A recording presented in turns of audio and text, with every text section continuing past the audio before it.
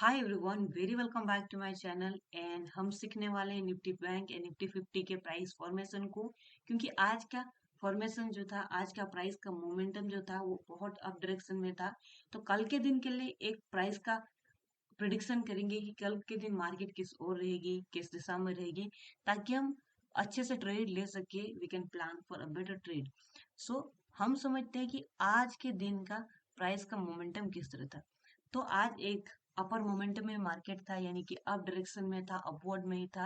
यानी इस तरह से हम देख सकते हैं किस तरह से मार्केट आज यहाँ से खुली है, अपने रेसिस्टेंट को पूरी तरह से ब्रेक करके ऊपर जा रही है, यानी कि नेक्स्ट रेसिस्टेंट को टच करने जा रही है। तो हम बहुत दिन से आशा कर रहे थे कि मार्केट अपने इस 54,000 वाले रेसिस्टेंट को टच करके वापस आ सकता है, लेकिन ऐसा नहीं हुआ। उसको ब्रेक करके पूरी तरह से वो अपने दूसरी जोन की तरफ, यानी कि दूसरी रेसिस्टेंट की तरफ वो जाने लगा है, जिससे 56,000 तक। सो हमको क्या करना है यहाँ पे। अब हम प्राइस के लिए इतना ही बोल सकते हैं कि प्राइस विल गो 56,000 तक जाएगा, डेफिनेटली जाएगा। And later what will happen, let's see. But कल के दिन के लिए प्राइस एक अपवर्ड में ही खुलेगा, एक ऊपर की डायरेक्शन में खुलेगा, एंड वहां से देखेंगे प्राइस का मूवमेंट कैसा होता है। बट आपके लिए क्या है, आप यहाँ ट्रेड ले सकते हैं।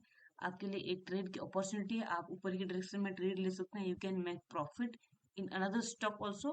But first analyse Nifty bank, so that एक आपको कंफर्मेशन मिल जाए कि सारे इंडेक्सेस किस ओर जा रहे हैं, इंडेक्सेस किससे परफॉर्म कर रहे हैं। तो आपको समझना चाहिए पहले इंडेक्स के परफॉर्मेंस के बारे में, and then later you go for another stock.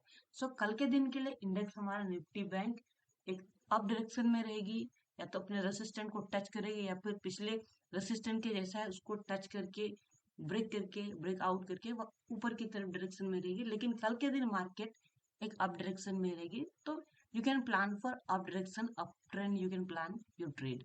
So get ready and be ready for taking trade in up direction. So next हम जाते हैं, वो है निफ्टी 50। निफ्टी 50 हमारा दूसरा इंडेक्स है। तो निफ्टी 50 में हमारा प्राइस का मोमेंटम किस तरह से दिख रहा है।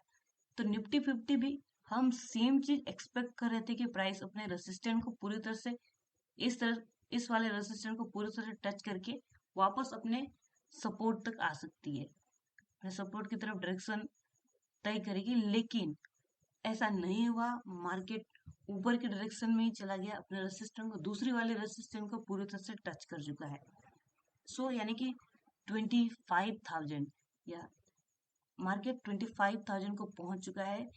तो वी कैन सी, क्योंकि कोई डायरेक्शन यहाँ पे दिख नहीं रहा है, तो अगर कल निफ्टी बैंक ऊपर की डायरेक्शन में रहने वाला है, तो ऑलमोस्ट हमारा निफ्टी 50 भी ऊपर की डायरेक्शन में ही रहने वाला है। तो शायद कल के दिन आप ट्रेड प्लान कर सकते हैं निफ्टी 50 में किस तरह से। क्योंकि यहाँ एक भी हमें यहाँ एक फेक ब्रेकआउट दिख रहा है, तो सेम चीज यहाँ भी हो सकता है, आपको एक फेक ब्रेकआउट दिख सकते हैं।